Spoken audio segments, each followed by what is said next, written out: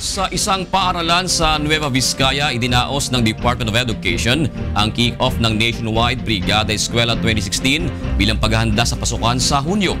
Lumutang din ang diwa ng bayanihan ng iba't ibang grupo sa paglilinis sa mga paaralan sa ilang lalawigan. Narito ang report ni Grace Doctolero. Formal nang binuksan ng Department of Education ang Brigada Eskwela 2016 sa Pinkian High School sa bayan ng Cayapan, Nueva Vizcaya.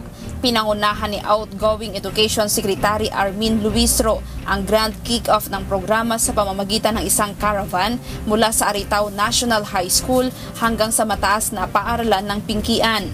Napili ng DepEd na dito ganapin ang kick-off dahil nais ni Secretary Luistro na maipakita ang sitwasyon ng mga mag-aaral na pawang indigenous learners. Ito po yung ating ipinagdiriwang sa Brigada Eskwela.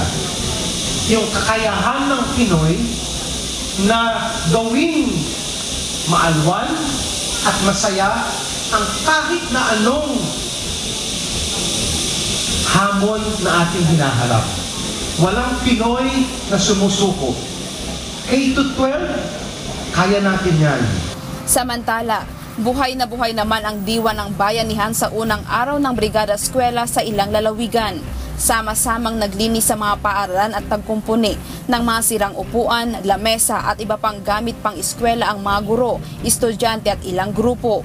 Sa Limay, Bataan, namahagi ng mga balde, daspan at walis ang mga volunteer ng Members Church of God International at nagpakain rin ng libreng lugaw para sa mga maagang nagpunta sa mga paaralan para maglinis. Nilinis rin ng mga volunteer ang paligid ng Saarba Elementary School, sa Manapla at Handumanan National High School naman sa Bacolod City upang maiiwas sa mga sakit ang mga mag-aaral.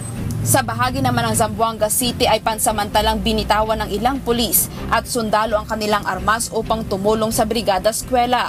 Samantala, malaki naman ang pasasalamat ng DepEd Tarlac sa tulong ng volunteers sa paglilinis sa mga eskwelahan. Kung magtutulungan ang ating mga DepEd officials, mga parents at saka yung mga local government units ay walang problemang hindi mabigyan ng solusyon. Sa Cebu at Pampanga naman ay nakadeploy rin ang UNTV News and Rescue Team upang magbigay ng libreng first aid at medical services sa mga nakiisa sa Brigada Eskwela. 14 na taon nang ginagawa ng DepEd ang Brigada Eskwela na layuning mahikayat ang komunidad at maihanda ang mga paaralan. Tatagal hanggang June 4 ang Brigada Eskwela bago ang pasukan sa June 13. Kasama ang provincial news team sa iba't ibang panig ng bansa. Grace Doctolero, UNTV News Worldwide.